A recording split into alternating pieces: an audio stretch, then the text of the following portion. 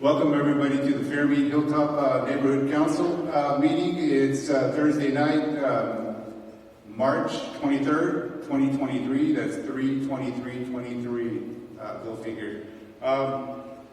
We have East Bay Bud tonight. We have our beat officer as usual, and I wanted to mention that if any of you know anybody looking for a career, we're going to be having a career fair here up at the Hilltop Community Church in May 20th, 2023. It'll be a Saturday morning from about 8 till 2 o'clock. So we'll be posting this in different places, so keep an eye out. It'll be on Nextdoor and Facebook.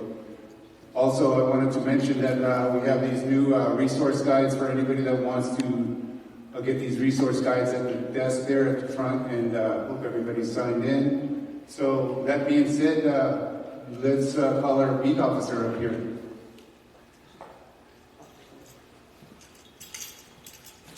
If you'd like to introduce yourself. Hello, I'm Officer Whitson. I'm a 18-year veteran of Brisbane Police Department. I currently work the graveyard shift in this community. I'm your substitute committee person today. I guess your normal guy is on vacation. I'm not sure how you guys normally do this, but what I'll do is I'll go through some statistics that we have for the last 30 days and where we're at currently with the police department regarding staffing. Currently, the police department is hiring 23. We have, I guess, that's going to be the department. The department has 23 new hires. Police officer hires are 16 in total. We have 7 police officer laterals, which means they've already completed post-certification and or have been employed at other agencies.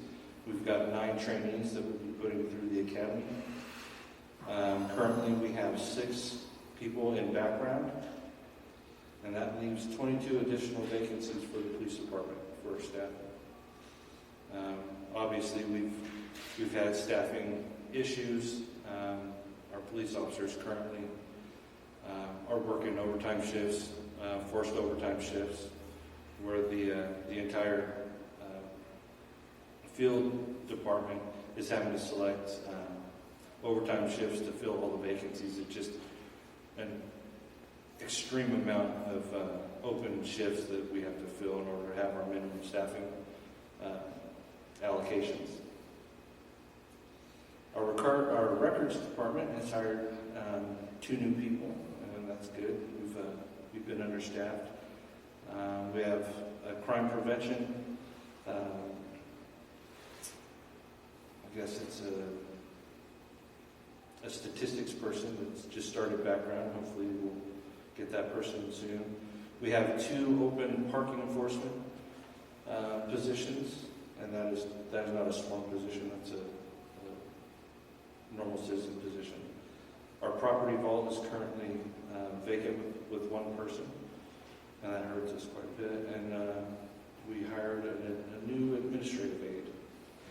Currently, we have 8 officers on entry leave. We have 3 on modified duty, which means that they're not so hurt that they can still come to work and field phone calls and things like that. But they're on modified duty. They can't actually run patrol. And then we have 1 on extended leave, which I don't know what that is. For the last 30 days, it looks like the majority of the reports that have been taken in this area have been property crime reports, vandalism, petty thefts, looks like some embezzlement, grand theft, and then we've had several traffic infractions, and looks like quite a bit of domestic violence, and I guess that's pretty reasonable considering the amount of residential properties up here. And then we had 1 homicide. Like I said, I work the graveyard shift. what I've seen is, with the rain and everything, it's been pretty mellow up here. And I think that's probably going to be consistent with the increase in domestic violence situations where people are forced to be in close proximity, and who knows if alcohol or drugs was related, and I don't have all the details for each individual incident. And we have had some increase in organized burglaries in the Hilltop area specifically. And we're actively trying to figure out who those people are and address those things. You guys have any questions for me? We all know that the safety of the police officers and safety of the community is paramount interest for everybody.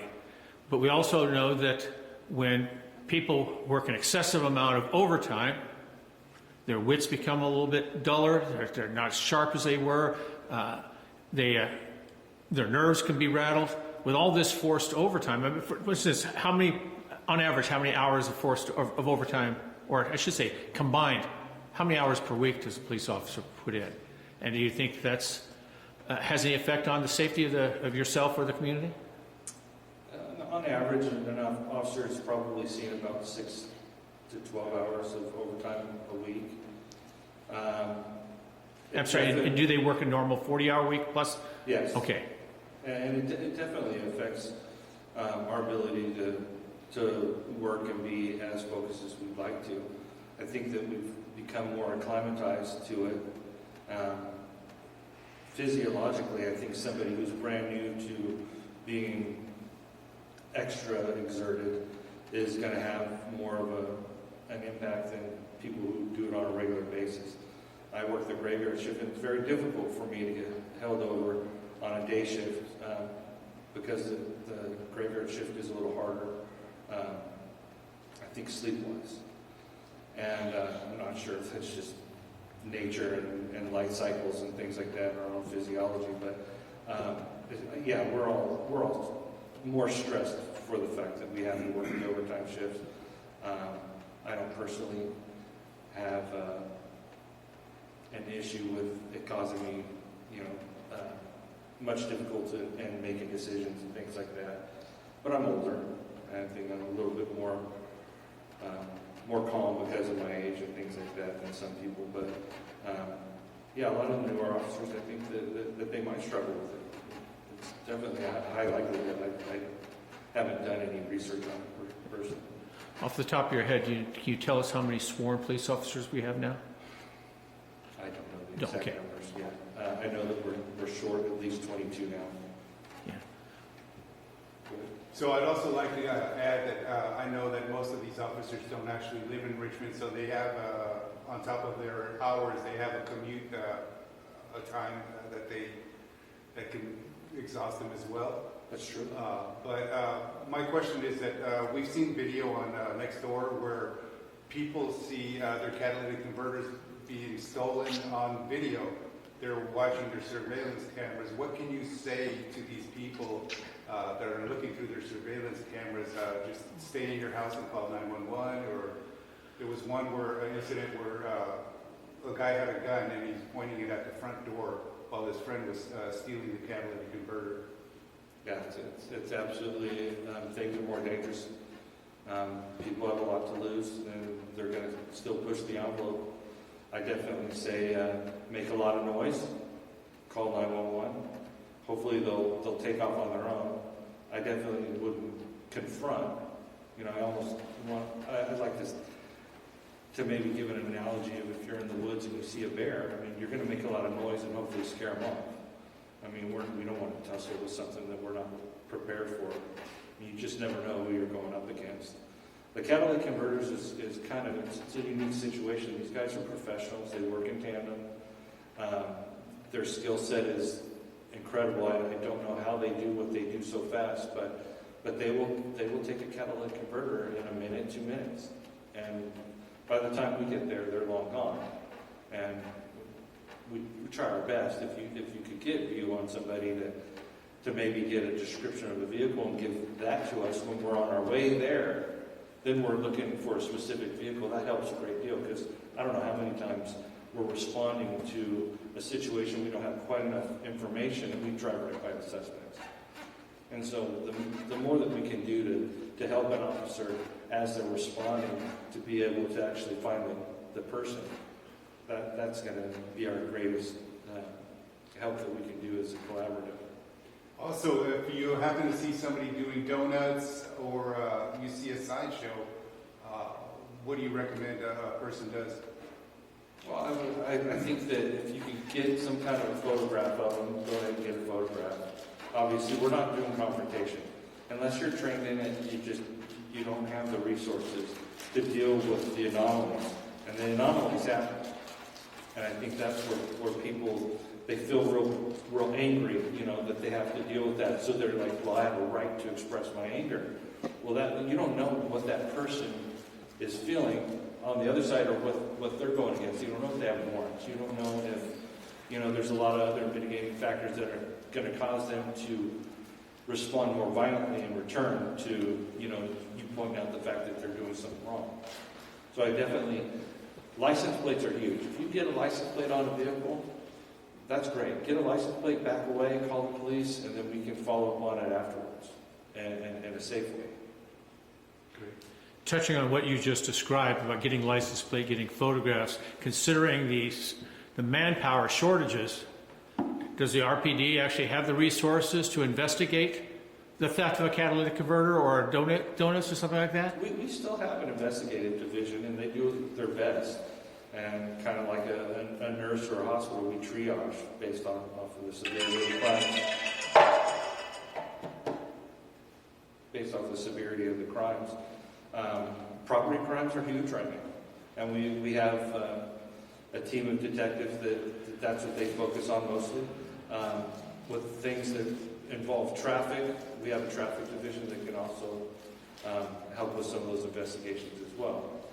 So we do our best. When we have repeated groups following the same MO, same vehicles, same locations, we normally, that's where our statistics people really come into play, because they're able to then put together what days, what times, and that allows us to get a group of people who are focusing on these investigations together to do maybe a covert operation and hopefully catch people in the act. And we do that, and a lot of times we have great success doing it. Any more questions? Any questions? Well, I want to let you get back out there, and thank you for your time. And, Thank you, sir. Yep. yeah, appreciate your service. Thank you. Thank you. Well, we've got EBMUD ready for their presentation. I think the PowerPoint's ready to go. So come on up, introduce yourself, and thank you for coming. Thank you. Thank you for having me. Oh, no worries. Good evening, everyone. My name is Sofia Skoda, and I am the Director of Finance at the East Bay Municipal Utility District. I have been with EBMUD for 17 years, and by training, I'm a civil engineer. I studied civil engineering first at Stanford and then for a graduate degree at UC Berkeley, so all local. And I worked as a consultant for many years before I came to work in-house at EBMUD. And I feel very thankful to be part of what is a very historic organization. So if we switch slides, on the next slide, you'll see here that we are celebrating this year in 2023 100 years of service. So 100 years of service supporting public health, economy, and environmental protection. So we provide reliable, high-quality drinking water to 1.4 million people here in the East Bay, in both Alameda and Contra Costa County, and provide wastewater treatment services to about 740,000 people. Now, you'll note that that number is lower than the 1.4, and the reason for that is we don't provide wastewater treatment to the communities on the other side of the Caldecott Tunnel. And the reason for that is because economically it just wouldn't make sense to pump that wastewater up over a hill and then down again. So there's a separate wastewater treatment agency in Contra Costa County that deals with most of the homes that receive water from EBMUD. We have been providing that wastewater treatment service for a little over 50 years. We'll talk a little bit more about that later, and then we'll get into the history of EBMUD a little bit as well. If you have an opportunity during this centennial celebration, we're going to be having a whole host of events. There are walks throughout the service area. Is going to be a large community event in May to which every member of our East Bay Mud community is invited. That's going to be at Lake Temescal. There'll be games for kids, all kinds of things. Encourage you to look at our website and consider attending that or one of our other events. So we see ourselves as a real steward of natural resources. We are bringing our water in, and we'll talk about this some more, from our main dam, Hardy Reservoir, which is on the border of Calaveras County and San Andreas. And we are bringing that water about 90 miles through now 3 aqueducts. Over the years, started with a 1, and then a 2, and then a 3. And that the dam that's built there, Party, dammed the McCollum River. So that's the source of our water. And then we have a second dam below Party, and that's called Comanche. And that essentially provides water supply for our environmental obligations on the river. And so our main environmental obligation, or one of our main obligations, involves salmon. So despite the fact that we only are representing maybe 2, 3, 4% of flow to the Delta, we in some years have represented 40% of the commercial salmon run in the state of California, and up to 30% of the recreational catch. So we run a hatchery together with the California Department of Fish and Wildlife, and have very successfully piloted and tested and now run programs to increase the number of salmon that come into the bay. So going on to the next slide, our history. We were created in 1923 by a vote of the East Bay people under the Municipal Utilities District Act. That was put into law up in Sacramento in, I think, 1921, and allowed us to essentially organize to be able to provide water service in the Bay Area. Prior to our formation, there were a number of other smaller water companies that we're serving, and in some cases in Oakland, there would be 2 companies that would be fighting to serve your new property. Hey, I'm building a home. Well, you should join, East Bay Water Company. Nope, you should join Chabot. We're better. So what happened over time is that those companies weren't able to provide water reliably, and they weren't able to always provide that water at a fair and reasonable cost. And so that was sort of the history. Now, what's amazing, and what we'll get into what we're talking about in the future, is some of the facilities that were built by some of those companies are still serving. I live in Berkeley, which is one of our older communities, along with Richmond here. And there are gate pot covers in our street that say EBWC, and so we know that those are 100 years old. So we are now making investments in the system. We've stood on the shoulders of giants and those that invested before we came, and it is now the time to make the investments, reinvestments in the system.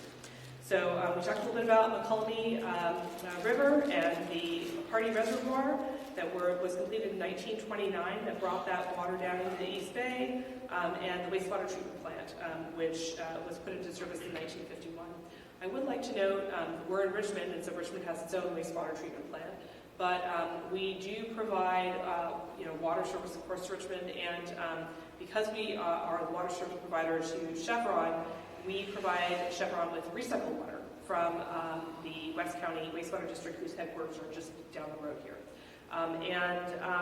One thing to note is in our wastewater service area, we provide the wastewater treatment, but not the collection. So, for example, the city of Berkeley owns its lines, the city of Oakland owns its lines, Piedmont owns its lines, etc. So all those lines eventually come down to large interceptors, take it to our treatment plant, and we treat it. Before that time, all of those systems were just emptying into the bay, and it was frankly a stinking morass, and so that is why the people of the East Bay essentially voted to ask East Bay MUD to build and operate a wastewater treatment plant. And so our treatment plant is located at the base of the Bay Bridge. When you're driving over, you'll see a whole complex of tanks. That's where we're located. It's on your left, just as you're going over the Bay Bridge. All right, next slide. Can you move your microphone a little closer, please? Certainly. Thank you very much. Thank you. As I've said, we are operating in some cases with infrastructure that's 100 years old, sometimes older. There are even times once in a while where our crews find a redwood pipe that's still in service. And so we have challenges ahead, and aging infrastructure is definitely chief among them. In addition to that challenge, we have the challenge of our changing climate. We're seeing more drought, more flood this week, and fire. And so one of the things that does is changes the quality of the water that we have to treat in our treatment plants. So we've been used to this very high quality, pure snowmelt water from the Sierra Nevada requiring very little treatment, and that's changing over time. So during the last drought period that we had 5 years ago, we found that the water that was coming into our treatment plants was creating certain chemicals when it got combined with the chloramine that we use to make sure that there's no bacteria, for example, in the water. So during the last 5 years, we've been planning for upgrades and have now started upgrades at our largest treatment plant, Orinda, and are kicking off additional work at Upper San Leandro, which is another large water treatment plant facility. And the upgrades at those facilities are going to cost us as a community, EBMUD, about $500 million over the next 5 years, and that will help us be able to treat a wider range of water quality that's coming to us because of the changes. We also are receiving waters from different sources. So during the last drought, for example, we had made some we created some deals with farmers in the Delta to say, hey, look, you're growing alfalfa, or you're growing cotton, you're growing a crop that can be fallowed.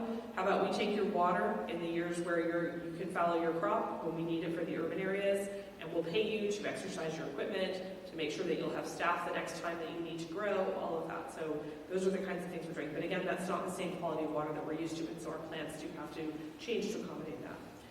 Emerging contaminants is another issue. PFAS, you guys maybe have heard about some of this. There was a movie that came out a couple years ago, Dark Waters, that talked about that. The PFAS is the material that makes your Gore-Tex jacket, waterproof. It makes your Teflon pan sliding with your eggs. But what's happening is that we're starting to realize that the buildup of many of those materials in people's bodies can cause cancers. And so looking to make sure that we're treating our water sources to deal with that. Nutrients is another challenge. You may have seen there were severe nutrient issues in the bay this last summer, and there were fish kills in Lake Merritt in addition. So wastewater treatment plants are the largest source of nutrient loading to the bay, and so all the wastewater treatment plants, including EBMUD, are looking at ways to change our treatment in ways that are cost-effective for our ratepayers, of course, but that will lessen the possibility of those types of issues happening. Changing regulations, of course, the state and federal government, are changing regulations at a pretty quick pace, and so we also have to keep up with those. And then the last is, and we've all experienced this, the inflationary cost pressures. So equipment, energy, chemicals, labor, all of those things cost more than they did last year, the year before, and the year before that. Next slide. So we're now entering the most capital-intensive period in EBMUD's 100-year history. During the next 5 years, our capital improvement program, or CIP as we call it, is going to be $600 million higher than it has been in the previous 5-year period. During the pandemic, we did moderate our rate increases, understanding that folks were in several different types of circumstances, but the rate increases that we're moving forward with now do represent an acceleration of investment in the system, in creating what we believe are going to be reliable water, wastewater systems of the future. I will say that we believe that our rates are, we maintain them as low as we believe we can to ensure good service. So with respect to what the impact of that is, the proposed rate increases, and we'll talk about the schedule for the budget, we believe that they're going to be on the order of 20 cents a day for the average family in the next year, and then also in the year after that. So after 2 years, that would be about an extra 40 cents a day for every family. Next slide. So in terms of the drivers for those 40 cents over 2 years rate increases, Again, the capital investments that I've talked about, that extra $600 million over the next 5 years, and then large increases in the costs of our treatment chemicals, energy to treat. On the positive side, we do sell energy. We produce hydropower. We sell that to the grid, and so that's an offsetting revenue, which is good news. And then things like software, information technology becomes more and more used in water, wastewater, and we have to pay the consequent price of that benefit. So labor prices have also increased significantly, so that the folks that are providing all of these services can afford to live in a reasonable driving distance. So next slide. So we see ourselves as responsible financial stewards. We are a not-for-profit public agency. Folks often ask me, well, aren't you like PG&E? And the answer is no, we don't have shareholders. All of our ratepayers are our shareholders, and any revenue that we bring in over what we budget simply goes to offset the bottom line, or it gets reinvested in a capital project. There's no shareholder at East Bay MUD. We have an elected board, and that's elected by ward. The wards can cross cities in different areas, and the elected board member for Richmond is Lisa McIntosh. In terms of anyone else sort of looking over our shoulder to look at whether or not we actually are being a responsible financial steward, East Bay MUD is the only California water agency that holds a Moody's investor rating of AAA. We also hold a AAA from Standard & Poor's, but other water agencies do hold that designation as well. What that really does is enables us to borrow at the lowest rates possible. California borrowing rates are very low in general because we have a wealthier population than the country on average, and because that's double tax exempt. So in other words, if you buy a municipal bond from East Bay MUD or from any other agency in California, you can deduct that interest from both your state, local, and federal, actually all of your taxes. So that's why we get to borrow at low rates. Next slide. And we borrow for about 50% of our capital improvement program. The other 50% we pay in cash. Why do we borrow at all? Well, it helps us spread those rate increases over time, right? Rather than doing it all at once. And if you think about it, we talked about that gate pot cover that's in front of my house that's over 100 years old. We've talked about the fact that there are pipes that are 100 years old, some of them older than 100 years old. And so when we borrow over 30 years to replace that pipe, the families that live in that home for the next 30 years will help pay for that pipe rather than only the family that's living in that house now. So we see that as part of creating intergenerational equity as well. So not trying to sell everything down the river, but trying to kind of balance how do we make sure there's intergenerational equity, how do we make sure the rate pressures are reasonable for families. We live in an interesting service area because we've got 25% of the families in our service area, if you can believe this, whose income, family income, is $200,000 a year or greater, and we have 25% of the families in our service area whose incomes are $50,000 or less. So we're operating in a challenging space where we want to make sure that everyone can afford to pay their bill. And when we cannot in the state of California subsidize one customer's bill by charging another customer more. So that's challenging. Next slide. In terms of our budget process and timeline, we develop our preliminary budget during the fall of the budget year. We have a 2-year budget. And then in the winter and early spring, we're putting out a preliminary budget to the board. So we have our first budget workshop on January 24th. The next budget workshop will be this coming Tuesday, the 28th. And we encourage those of you that are interested to come downtown and participate. That will be at 9 in the morning in downtown Oakland. And if the budget that is proposed is accepted, there'll be notifications sent to the public through what's called a Proposition 218 notice. Proposition 218 was voted by California voters into law in 1997, and the notice essentially is now codified in law as Article 13C and D of the California Constitution, and includes the provisions I spoke about earlier that does not permit water wastewater agencies to subsidize one person's bill with another. So we will be continuing with our public outreach during the April and May period, and the final public hearing on those new rates and charges goes into effect. The public hearing on that is on June 13th for them to go into effect on July 1. And so that's when the vote takes place. Negative protests are counted at that time. If 50% of the homes and businesses in our area submit a protest, then that rate increase cannot go into effect. As you can imagine, that's a high threshold, of course. So, next slide.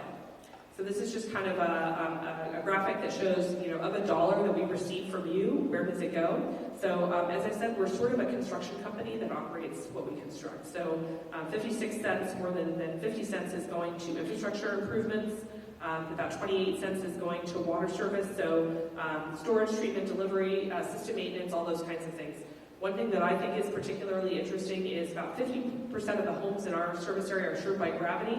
The head is high enough from our party dam that there's no energy that's used. So for those that are interested in carbon, that's considered very low carbon water. The other, actually it's more than 50%, let's call it 60%. So the other 40% of the homes live at elevation, so partway up a hill or at the top of a hill. And those homes are charged an elevation surcharge. So that means that they pay for the pumps and the storage and the energy that's required to get that water to their homes, and not everybody pays for that. So we do try to build equity into our rate structure by making sure that those who are receiving a particular service are paying for that service.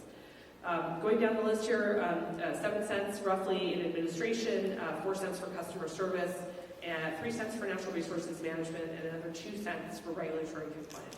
Now, more than 50% of our customers pay less than $2.50 a day. The other day, our general manager was at a grocery store and he bought a bottle of what's called Smart Water. It's about this big and it costs $2.99. For less than $2.99, you would receive about 300 gallons of water, which is more than the average family uses in a day. So we would call what we're offering Smart Water, not that. But for $2.50 and less a day, the average single-family home in our service area is, someone's getting up in the morning in that household, maybe putting on some water on the stove for coffee or tea, maybe watering some plants, although not now while it's raining, throwing in a load of laundry, taking a shower, putting in a load of dishes to run before they leave for their day for work. So we believe that we offer good value. Next slide. So in terms of the next 5 years, we plan to spend about $2.5 billion. What comprises is 127 miles of pipeline replaced, work at our Orinda water treatment plant at Upper San Leandro. We talked about that, the changes and upgrades there to be more resilient to a larger range of water quality. Work at Lafayette Reservoir, for those of you that ever walk around that reservoir. The outlet tower is requiring a seismic retrofit by the Department of Dam Safety in the state of California. Sobrante Water Treatment Plant, we're doing some work on our chemical safety systems there, and then there's ongoing work at neighborhood reservoirs, pumping plants, and other facilities as well. One of the things that's sort of interesting, at least I find it interesting, is at our local reservoirs, we're actually downsizing them rather than upsizing. You might think, gosh, you now serve 50% more people than you did, in 1960. Why are you downsizing them? And people's water use actually has decreased over time. So we use less water than we did in the 70s, even though our population has grown tremendously. And so what happens is that the average water age in that reservoir is increasing. And so what happens is that, if you think about it, if the water isn't flowing, bacteria and things can kind of build up, and the water quality can become less pristine over time, which is why we're downsizing those facilities. Just a little known fact. Next slide. Wastewater. This is just that same sort of a graphic that we just saw on the water side, but for wastewater. So again, 42% or 42 cents on infrastructure investments. A little more on the operations part. Wastewater treatment is very, very operations intensive, 37 cents there, and then 12 cents on environmental regulation, and 7 cents on administration, and then some customer service there to round out every dollar. Next slide. In terms of our wastewater system investments, I'll just touch on this briefly since Richmond is not a wastewater system customer, but we are rehabilitating large pipeline segments that are connecting our cities to the wastewater plant. We're rehabilitating our secondary reactors and clarifiers and doing work on what we call IPS, the influent pump station, doing work to upgrade our oxygen system, which is what we need. We need oxygen as part of our treatment process. We used to bring in kind of these big train loads of chemicals and realized over time that was represented a danger to the community. So changed that. Nutrient removal projects are in the works. We are building a new dewatering building. So at the treatment plant, if you ever have an opportunity to visit, I think treatment plants are absolutely fascinating. So essentially the wastewater comes in, we remove all of the sort of solids, if you will. We sort of have these rakes, large rakes, to remove, things like toilet paper and toys that get flushed down the toilet, etc. And then the water kind of sits in a holding basin. Solids sort of settle down to the bottom, and the water then is taken to one treatment process, and the solids go into what we call anaerobic digesters. There we maintain the perfect temperature to help grow ancient bacterial life form pathogens. They produce methane as they eat the waste that's in the solids. We capture that methane, generate electricity out of it, and then in addition to that, at the EBMUD wastewater plant, we allow companies to bring in their trucks of chicken blood, dairy waste, winery waste, all those kinds of things, and add those to the digesters as well. As a result of that, we are a net producer of energy. We became the first wastewater treatment plant in North America to become a net producer of energy to the grid some years ago. We sell the excess power that we create to the Port of Oakland. Next slide. So again, we believe that we have great value. Our drinking water remains at a little over a penny a gallon. We do have a customer assistance program to help those who are having trouble paying their water bill. It does reduce the bill by up to 50% and can reduce the wastewater bill by up to about 35%. There is, of course, as you might imagine, a number of gallons of water that we need you to maintain below that amount per person in the household, because we don't want to subsidize inefficient water use. But we are thankful to be able to offer that program. It's a very generous program, so we would encourage those who are thinking that they could use some help to at least call and find out if you're eligible. No harm in calling. Calling's free.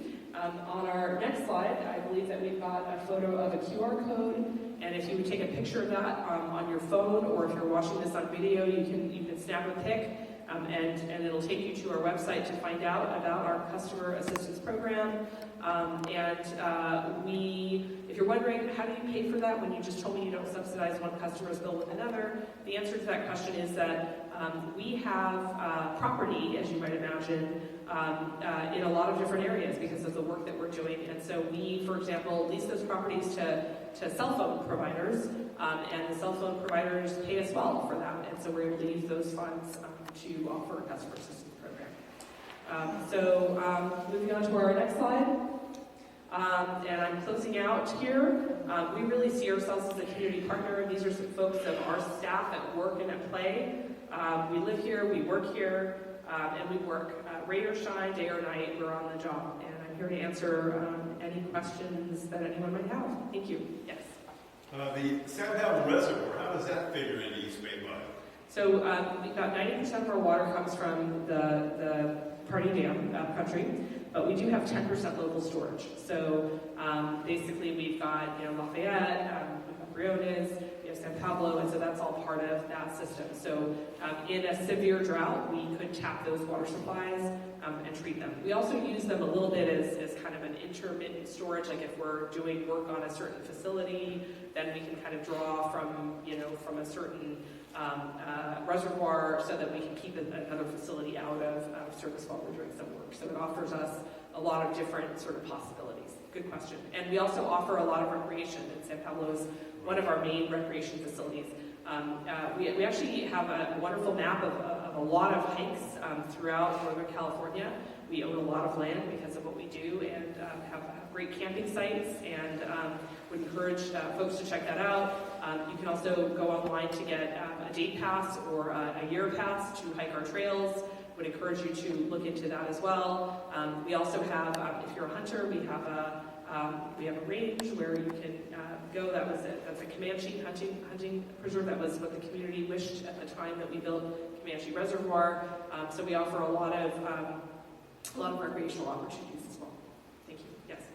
Well, I heard you say that you own a lot of property, and we have a school here in Fairmede Hilltop area, and we were impressed that East Bay Mud came with about 150 goats and took down the grass next to the school, which was their property. We were very impressed that you guys moved so quickly on that. I want to thank you for that. Thank you very much.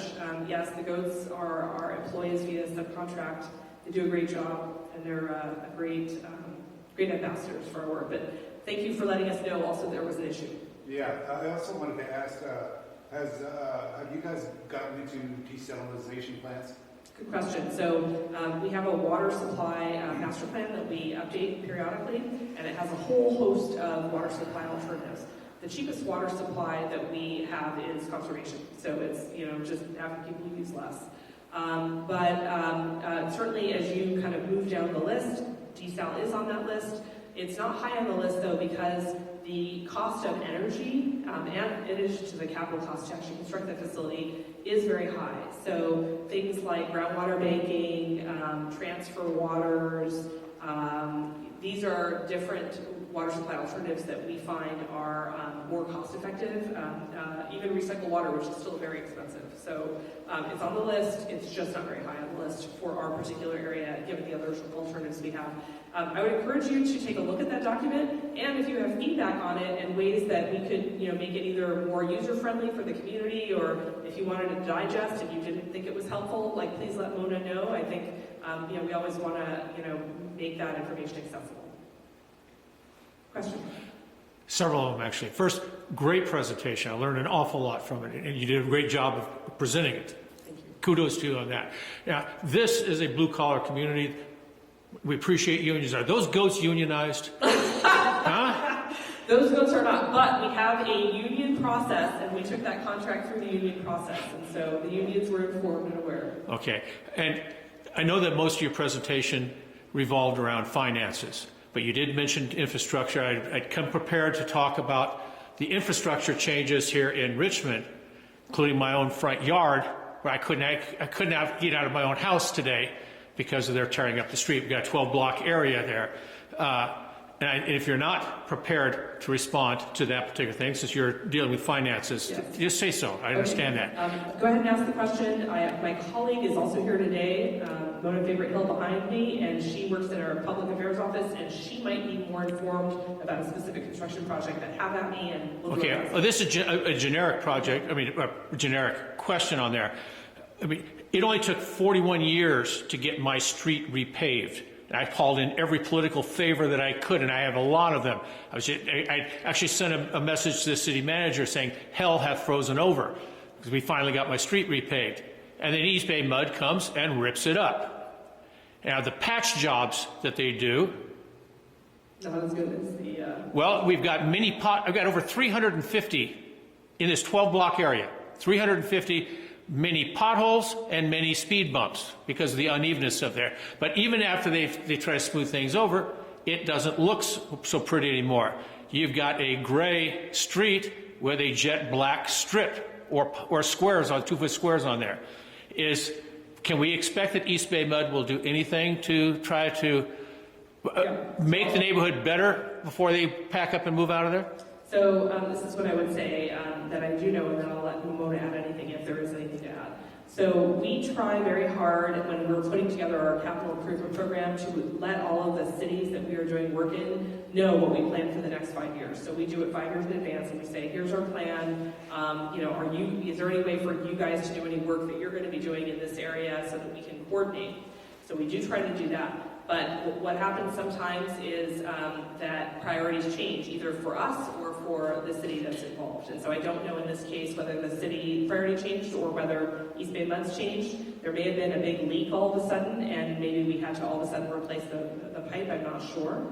But what we do at that point after we replace the patch, as you said, is we are required to pay into the city's funds, essentially, for paving, because the idea is, well, it's not as good as it was, and so you need to make a payment to do that. But I do know that we can't repave the entire street all over again.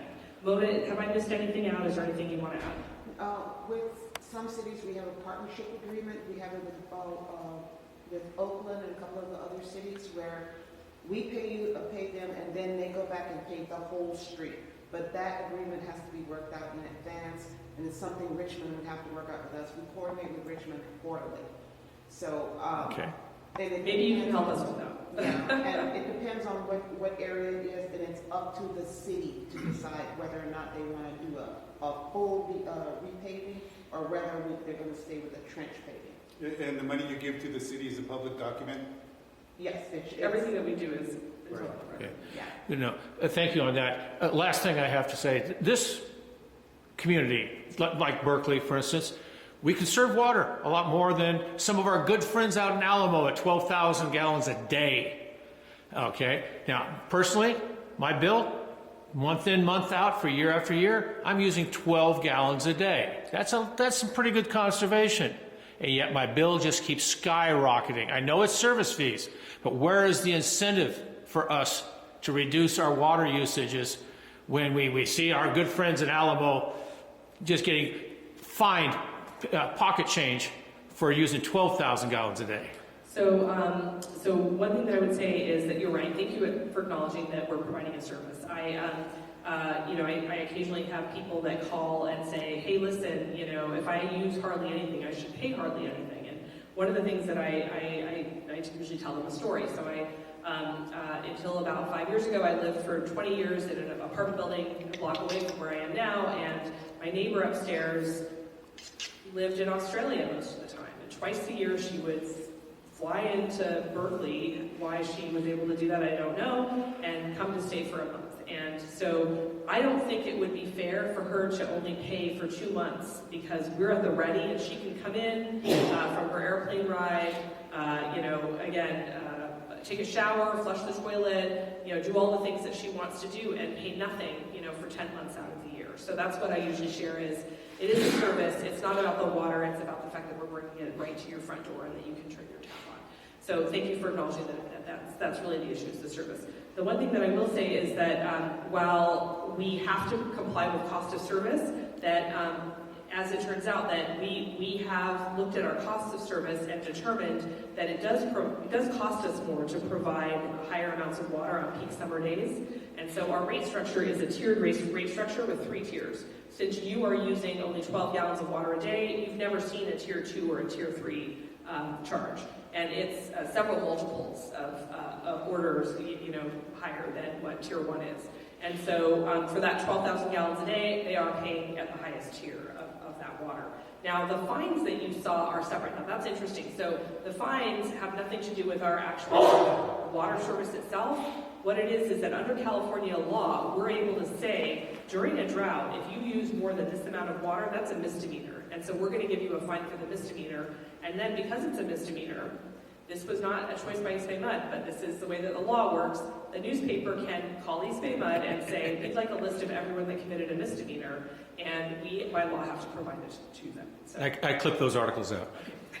Sorry, one last thing, if you can. yes. I attended Commissioner McIntosh's presentation about 4 or 5 months ago, and when some of the East Bay MUD people were talking about how you offer free testing to homes. Yes. For leakage and other things like that. Do you have any kind of a phone number that you wanted to put on the video, or any kind of information that you can share with us?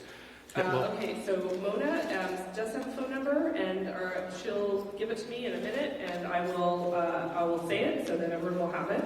But yes, we do. So we've got a phone number, and we offer a free lead testing. So if you have older fixtures in your home, you might want to test for lead if you're concerned about that. And with regards to the lead specifically, I mean, you may have seen stories about other places in the country. And so I do want to assure everyone that East Bay MUD about 25 years ago went through to try to identify all the lead service lines in our service area and remove those and replace them. And we also run our water system so that even if there was a lead service line, that we wouldn't be leaching with the particular pH of the water, the way that we manage our water supply, because that wasn't an issue in Michigan either until there was a change, and the water service essentially they stopped buying water from Detroit and they started getting it from a local supply that wasn't as good, and then it started leaching away. I mean, there are long issues, but I can talk about it later if anyone's interested. I'm sorry, does East Bay MUD still offer low flow shower nozzles? Two issues, yes. So one is the lead testing, and then I do want to say one other thing about the lead testing before I get off, which is because fixtures are actually one of the primary sources of because we don't have the lead service line issue of having lead come into people's homes. East Bay MUD essentially sponsored a law that was passed eventually in California that limits the amount of lead that can be made by a manufacturer like Kohler or any Home Depot brand, anyone. So it was very interesting at the time. These manufacturers were fighting the law because we're a huge market in California, and so they're not going to make separate fixtures for other states, right? They make them all the same. So after we got that law passed in California, it was signed into federal law as well by President Obama when he was in office, and that is now law across the nation. So that's another thing that we do at East Bay MUD is try to kind of fight for things that we think are good for everybody. On the second issue, we also do offer, we have a large water conservation department and team. We want to help people find leaks if they can on their own using things like dye tabs, going out and reading your meter, turning everything off and seeing whether it's still moving. If it's still moving, guess what? You've got a leak. We also offer rebates if anyone is interested. I have one. I love it. I'm going to just give you one name of the brand that I have, but any brand is fine. The one I have is called a flume device. You just strap it on your meter. If anyone remembers from high school, the right-hand rule, magnetism, essentially as the water flows through, it has a little magnet that can spin, and then that's the device itself is connected via Wi-Fi to the house, and then I can look on my phone and I can see whether there's a leak or not, and it can tell me exactly how much water there is. I have a small person that lives at home, and it's been helpful several times where they went outside and they were sure that they turned off the hose, and they had not turned off the hose. So those you can receive rebates from. We'll give you a credit on your water bill. Thank you. And the phone number is? Chair. The phone number is... Here, I'll read it out loud. Yeah. Here. Okay, so the Water Conservation Group, so upgrade your fixtures. We've got a survey kit that's available. Again, track your water use. You can also sign up for free alerts. 1-866-403-2683. We also have lawn replacement rebates and also want to help you identify leaks. Another question? Yeah, I just wanted to ask you, is there a phone number for those that don't use computers? We have a elderly population that really don't use computers or smartphones. Well, this phone number, if you call, actually not this phone number, our regular customer assistance number, will they also get through on this number? They'll transfer. Okay, great. So if you call this number that I just gave out, 1-866-403-2683, you will be transferred to somebody that will assist you in doing whatever you need to do. We have a fantastic customer assistance staff, and we have coverage 24 hours a day. Or you can just call me. Okay. Great. Right. Any other questions? Don't forget about the lawns. Get rid of the lawn. I'm sorry, Rona? We have the lawn replacement rebates. Oh yes, the lawn replacement rebates, goodbye grass, hello garden rebates up to $2,000 for residents and $15,000 for businesses. So if you're interested, please contact us for program details. And that's great for public agencies, anything like that. Your city hall, if they've got a lawn, we will rebate them on replacing it with drought-tolerant landscaping. Awesome. All right, thank you so much.